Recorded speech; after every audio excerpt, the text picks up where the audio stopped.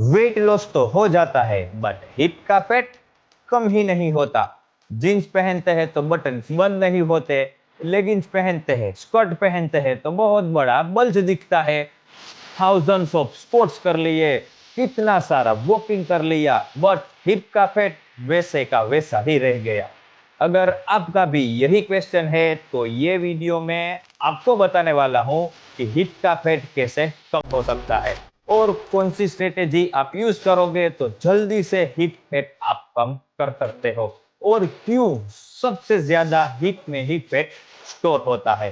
तो सबसे पहले हम स्टार्ट करेंगे कि हिप फैट कम करने के लिए सिर्फ और सिर्फ स्क्वाट्स नहीं चलेंगे। तो क्या करें? स्पोर्ट्स के अलावा हम क्या कर सकते हैं जिससे हिप का फैट हम कम कर सके? तो आपको ये वीडियो लास्ट तक देखना पड़ेगा। Hello ladies, welcome back to gym science, जहाँ पे फिटनेस को हम सिर्फ फील से नहीं साइंस से भी समझते हैं। हिप एंड थाई का जो फैट होता है उसको साइंटिफिकली गाइनोड फैट बोलते हैं, और वो सबक्यूटेनियस फैट होता है, यानी स्किन के नीचे डायरेक्टली उसका लेयर हो जाता है। वुमेन्स में हिप एंड थाई में ज्यादा फैट स्टोरेज होने का रीजन है एस्ट्रोजन, और एस्ट्रोजन के जो रिसेप्टर्स होते हैं वो सबसे ज्यादा हिप एंड थाई में होते हैं।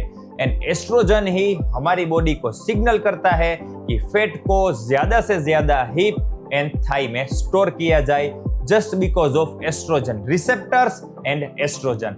रिसर्च में भी यही सामने आया। Journal of clinical endocrinology and metabolism में भी यही देखा गया कि जो वुमेन्स मेनोपॉज में आ जाती है उसमें नेचुरली एस्ट्रोजन कम हो जाता है, और जो उसका हिप का फैट है वो वहां से ट्रांसफर होके बेली फैट में आ जाता है। इससे क्लियर पता चलता है कि जो हिप एंड थाई फैट है वो just because of estrogen. Gynoid fat visceral fat से थोड़ा कम डेंजरियस होता है, और इसीलिए गाइनोइड फैट से heart disease and cardiovascular disease का रिस्क भी कम होता है। लेकिन ये गाइनोइड फैट है उनको लॉस करना बहुत ही हार्ड होता है, क्योंकि गाइनोइड फैट के जो फैट सेल्स है उसके अंदर अल्फा 2 रिसेप्टर्स होते हैं जो फैट को जल्दी से रिलीज नहीं होने देते, और अपर बॉडी का जो फैट होता है वो फैट सेल्स के अंदर बीटा 2 रिसेप्टर्स होते हैं जो फैट को जल्दी से रिलीज कर देते हैं। यानी इससे हम ये बात समझ सकते हैं कि नेचर ने ही लोअर बॉडी का जो फैट है उनको स्टबन बनाया है। आपने शायद इंस्टाग्राम या फिर यूट्यूब में देखा होगा कि बहुत लोग ऐसा बोलते हैं कि squats, lunges and donkey kick ऐसी एक्सरसाइज से हिप को स्लिम किया जा सकता है। बट क्या ये सही है? आपने भी ऐसे वीडियोस देखे हैं? अगर देखे हैं तो मुझे कमेंट में जरूर बताना, एंड ट्राई किया है तब तो जरूर बताना। तो अब जानते हैं कि ये एक्चुअल में पॉसिबल है कि नहीं है। As per research spot reduction human body में पॉसिबल नहीं होता। सो ये जितने भी वीडियोस है जिसमें ये बताते हैं कि आप लंजेस, स्क्वाट, डोंकी किक जैसी एक्सरसाइज करोगे तो आपके हिप पतले हो जाएंगे, तो वो सिर्फ और सिर्फ मिथ ही है। बिल्कुल गलत बात है, 100% गलत बात है। ऐसा कभी पॉसिबल ही नहीं हो सकता। इनफैक्ट आप जब ज्यादा स्क्वाट्स करते हो, लंजेस करते हो, लोअर बॉडी की एक्सरसाइज बहुत ज्यादा करते हो, तो जो लोअर बॉडी है वो स्ट्रेंथन होती है, यानी वहां के जो मसल्स होते हैं वो स्ट्रॉन्ग होते हैं। एंड हो सकता है कि आपकी मसल गेन हो, उसकी वजह से उसके ऊपर का जो लेयर फैट का है वो भी मतलब ज्यादा दिख सकता है। यानी आपका मसल गेन हुआ, उसके ऊपर फैट का लेयर है, तो विजिबली हिप बड़े दिख सकते हैं। सो ये बात अपने दिमाग में है तो निकाल दो कि squats, lunges and donkey kick से हिप का फैट लॉस होता है। जिम में बहुत सारे लोग आते हैं, 2-3 दिन के बाद पूछते हैं कि सर हम स्क्वाट्स और ये इतनी सारी एक्सरसाइज कर रहे हैं तो हमारे हिप का फैट कब लॉस होना स्टार्ट हो जाएगा? तो एक बात आप अपने दिमाग में क्लियर कर लो कि जो लोअर बॉडी का फैट है वो सबसे लास्ट में कम होना स्टार्ट होगा, क्योंकि पहले हमने बात की लोअर बॉडी का जो फैट है उसके फैट सेल्स में अल्फा 2 रिसेप्टर्स होते हैं जो फैट को बहुत ही स्लो रिलीज करते हैं। और फैट लॉस का सीक्रेट है ऑल ओवर कैलोरी डेफिसिट, यानी आपको ऑल ओवर कैलोरी डेफिसिट के साथ चलना है। एंड सभी एक्सरसाइज करनी है, तब जाके आपका लोअर बॉडी का फैट कम होगा और वो भी सबसे लास्ट में कम होगा। अब बात करते हैं कि एक्चुअल स्ट्रेटेजी क्या हो सकती है हिप फैट कम करने के लिए। ये वीडियो में हम डिटेल में बात कर रहे हैं कि हिप फैट को कैसे लॉस किया जाए। तो ये समझना बहुत ही जरूरी है कि हिप फैट आता क्यों है। तो हिप फैट इंक्रीज होने के मेन 3 रीजन है। उसमें सबसे पहला है कैलोरी सरप्लस। जब आप बहुत ज्यादा कैलोरीज इनटेक करते हो एंड उसको यूटिलाइज नहीं करते हो, तो जो भी कैलोरी बच जाती है वो सबसे पहले बेली फैट में स्टोर होने लगती है एंड उसके बाद भी आप सरप्लस कैलोरी ही रखते हो तो वो फैट ट्रांसफर होने लगता है हिप फैट में। यानी सबसे पहले बेली फैट एंड उसके बाद हिप फैट इंक्रीज होना स्टार्ट हो जाता है। और वो भी कोई 1, 2 या 6 मंथ में नहीं होता। आप बहुत टाइम से जब कैलोरी सरप्लस में ही रहते हो, एक्सेसिव कैलोरी इनटेक ही रखते हो, तब जाके जो फैट है वो हिप में स्टोर होना स्टार्ट हो जाता है। सेकंड रीजन है hormone imbalance. Estrogen and progesterone, ये दोनों हार्मोन का बहुत ही ज्यादा इनबैलेंस हो जाता है एंड जो एस्ट्रोजन है वो बहुत ही इंक्रीज हो जाता है, तब जाके हिप फैट बहुत ज्यादा स्टोर होना स्टार्ट हो जाता है। और जनरली जो भी वुमेन्स को पीसीओएस का प्रॉब्लम है उनमें ये हार्मोन इनबैलेंस बहुत ही ज्यादा दिखाई देता है। एज पर करंट रिसर्च, पीसीओएस वाली जितनी भी वुमेन्स है उसमें हिप फैट ही ज्यादा स्टोर होता है क्योंकि उसमें हार्मोन इनबैलेंस भी ज्यादा होता है। कंपेयर टू सेम बीएमआई वाली दूसरी वुमन को आप देखोगे तो उसमें कम हिप फैट होगा क्योंकि उसको पीसीओएस नहीं है, यानी हार्मोन बैलेंस है। सो 2 वुमन को आप साथ में रखोगे, एक का हार्मोन बैलेंस है और दूसरे का हार्मोन इनबैलेंस होगा और एस्ट्रोजन जब इंक्रीज हो जाता है तब हिप फैट ज्यादा स्टोर होने लगता है। थर्ड रीजन है इंसुलिन एंड रिफाइंड कार्ब्स। जब आप फ्रीक्वेंटली रिफाइंड कार्ब्स इंटेक करते हो, यानी जंक फूड खाते हो, कोल्ड ड्रिंक्स पीते हो, मैदा खाते हो, ये सारी चीजें जब बॉडी में जाती है तो इंसुलिन एवरी टाइम स्पाइक होता है एंड डाउन होता है एंड हर बार ये होने की वजह से आपकी बॉडी इंसुलिन की जो सेंसिटिविटी है उनको कम कर देती है, यानी फैट स्टोरेज ज्यादा होने लगता है।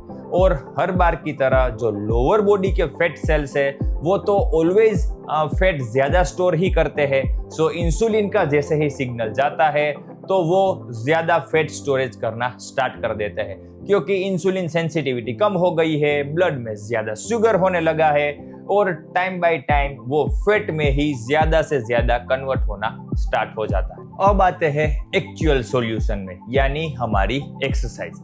एक एक्सरसाइज ही ऐसा सॉल्यूशन है जो आपका हिप फैट जल्दी से जल्दी कम कर सकता है। तो जैसे हमने पहले बात की है कि आपको ऑल ओवर फैट लॉस के ऊपर ही फोकस करना पड़ेगा, यानी आपको कंपाउंड एक्सरसाइज ज्यादा करनी पड़ेगी। आप जितनी ज्यादा कंपाउंड एक्सरसाइज करोगे उतनी ज्यादा कैलोरीज बर्न कर पाओगे और कैलोरीज ज्यादा बर्न होगी तो हमारा फैट भी कम होना स्टार्ट हो जाएगा। यानी आपको कंपाउंड एक्सरसाइज में डेडलिफ्ट है, स्क्वाट्स है, रोमेनियन डेडलिफ्ट है, हिप थ्रस्ट है, ये सारी एक्सरसाइज रखनी है क्योंकि इसमें बहुत बड़ा मसल ग्रुप टारगेट होता है एंड इतना ज्यादा मसल ग्रुप टारगेट होगा तो कैलोरीज भी ज्यादा बर्न होगी। European journal of applied physiology के रिसर्च के अकॉर्डिंग जब आप कंपाउंड एक्सरसाइज पहले करते हो एंड ऐसी like squats, deadlift, Romanian deadlift, ऐसी एक्सरसाइज अपने शेड्यूल में रखते हो तो आइसोलेशन एक्सरसाइज के मुकाबले 50% ज्यादा टेस्टोस्टेरोन एंड एचजीएच रिलीज हुआ।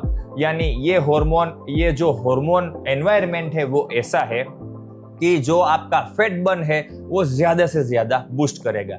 यानी आप जितनी ज्यादा कंपाउंड एक्सरसाइज करोगे उतनी ज्यादा कैलोरीज बर्न होगी एंड उसके साथ ही आपका एचजीएच भी ज्यादा रिलीज होगा जो आपका फैट बर्न बहुत ही जल्दी से करेगा। जब आप फैट बर्न ही कर रहे हो और सबसे ज्यादा लोअर बॉडी के ऊपर फोकस कर रहे हो तब लोअर बॉडी शेपिंग के ऊपर भी ज्यादा फोकस करना चाहिए। यानी लोअर बॉडी की जितनी भी अच्छी एक्सरसाइज है लाइक स्क्वाट्स है, रोमेनियन डेडलिफ्ट है, बैक किक है, हिप थ्रस्ट है, ऐसी जितनी भी एक्सरसाइज है वो हम जब ज्यादा करेंगे तो क्या होगा कि वहाँ के जो मसल्स है वो इंक्रीज होंगे। एंड जैसे ही all over body fat loss होना स्टार्ट हो जाएगा तो आपका लोअर बॉडी अपने आप टोन्ड दिखना स्टार्ट हो जाएगा, क्योंकि आपने लोअर बॉडी की बहुत हैवी एंड कंपाउंड एक्सरसाइज पहले से ही स्टार्ट कर दी है, यानी वहाँ के मसल्स ऑलरेडी ग्रो हो चुके हैं। एंड जैसे ही फैट लॉस होगा muscles visible and lower body toned दिखना स्टार्ट हो जाएगा। स्ट्रेंथ एक्सरसाइज के साथ कार्डियो भी उतना ही इंपॉर्टेंट है, क्योंकि एक परफेक्ट कॉम्बिनेशन ही आपको बहुत अच्छे रिजल्ट्स दे सकता है।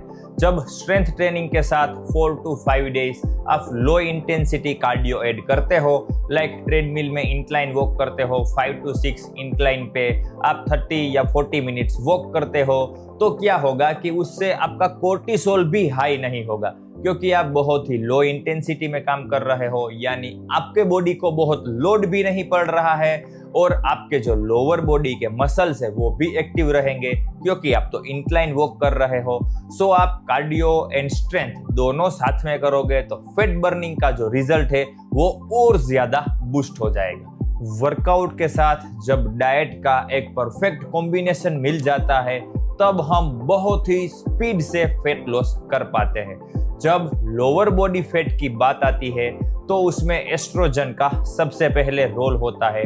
सो हमें ऐसे फूड रखने हैं जो एस्ट्रोजन कंट्रोल भी करे, और जो लोग एस्ट्रोजन डोमिनेंट है उसके लिए कौन से फूड अवॉइड करने चाहिए उसके ऊपर हम बात करेंगे। तो सबसे पहले फाइटोस्ट्रेजोन वाले जितने भी फूड है उसको हमें कम कंज्यूम करना चाहिए, और खासकर जो लोग एस्ट्रोजन डोमिनेंट है उनको मॉडरेट अमाउंट में या फिर बहुत ही कम अमाउंट में कंज्यूम करना चाहिए। तो फाइटोस्ट्रेजोन वाले फूड कौन से है? तो सबसे ज्यादा फाइटोस्ट्रेजोन सोय प्रोडक्ट में होता है, लाइक सोय मिल्क, सोया चंक या फिर रो सोय जब आप खाते हो तब जाके फाइटोस्ट्रेजोन इंक्रीज होता है। एंड हो सकता है कि लोअर बॉडी फैट ज्यादा स्टोर हो। न्यूट्रिशन जर्नल 2016 का रिसर्च था, उसमें भी यही सामने आया कि जो लोगों को एस्ट्रोजन डोमिनेंट है, लाइक ज्यादा एस्ट्रोजन उसके बॉडी में है और ज्यादा अमाउंट में जब फाइटोस्ट्रेजोन इंटेक होता है तो लोअर बॉडी का फैट ज्यादा स्टोर होने लगता है। सो एस्ट्रोजन डोमिनेंट लोगों को सोय प्रोडक्ट को हो सके उतना अवॉइड करना है। सेकंड है anti inflammatory food. Anti inflammatory food में सबसे पहला है ओमेगा 3, और ओमेगा 3 ही है जो आपके बॉडी में इन्फ्लेमेशन कम करेगा। सो ओमेगा 3 हमें मिलेगा फ्लैक्स सीड से, फिश है, अखरोट है, ये जो भी फूड है उसमें से ओमेगा 3 मिलेगा। सो ऐसे फूड हमें अपने डाइट में रखने चाहिए। अब आता है सबसे इंपॉर्टेंट कि मॉडरेट कैलोरी डेफिसिट रख के आपको डाइट डिजाइन करना है।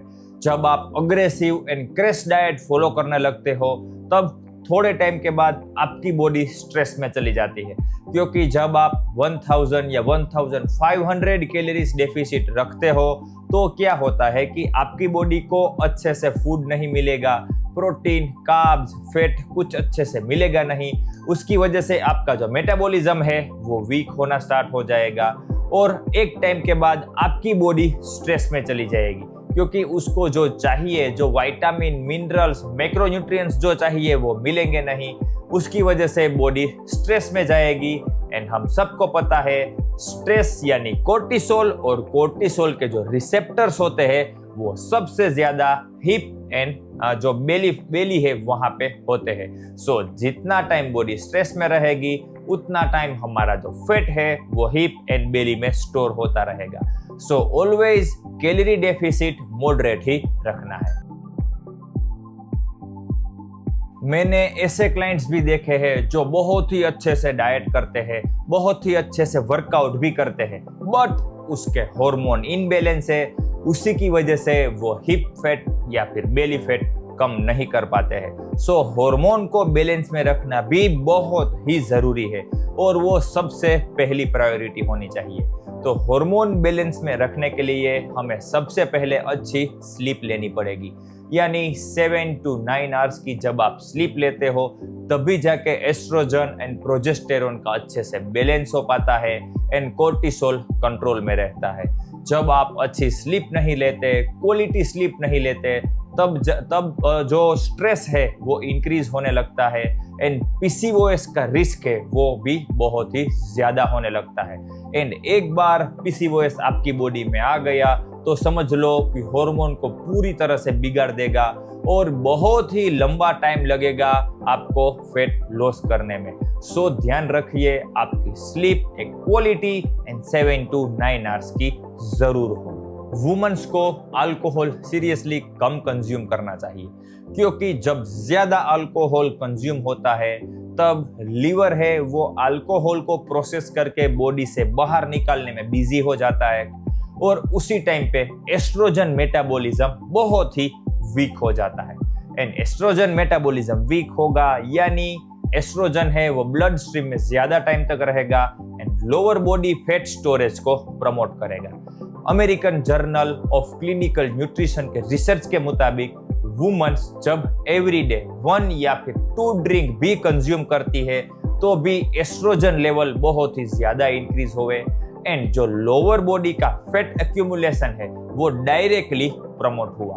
प्लास्टिक हमारी हेल्थ के लिए डेंजर है वो तो पता ही था, लेकिन वुमेन्स के लिए एक्स्ट्रा डेंजर है, क्योंकि प्लास्टिक बोतल्स में जो बीपीए आता है वो वुमेन्स में हार्मोन इनबैलेंस क्रिएट करता है। यस, रिसर्च ने भी ये प्रूव कर दिया है कि बीपीए है वो एस्ट्रोजन की तरह मिमिक करता है, यानी ज्यादा एंड रेगुलरली जब बीपीए वुमेन्स की बॉडी में जाता है तो estrogen levels and progesterone level को इनबैलेंस करने लगता है एंड लोअर बॉडी फैट ज्यादा स्टोर होने के चांसेस इंक्रीज हो जाते हैं। सो ऑलवेज ग्लास बोतल या फिर स्टील बोतल का ज्यादा से ज्यादा यूज करें एंड जिसमें भी बीपीए है वो प्लास्टिक अवॉइड करें। इतनी ज्यादा इंफॉर्मेशन समझने के बाद एक बात क्लियर हो चुकी है कि हिप का फैट सबसे लास्ट में जाएगा और स्लो ही जाने वाला है। सो डीमोटिवेट होने की कोई जरूरत नहीं है, बस हमें मेहनत करती रहनी है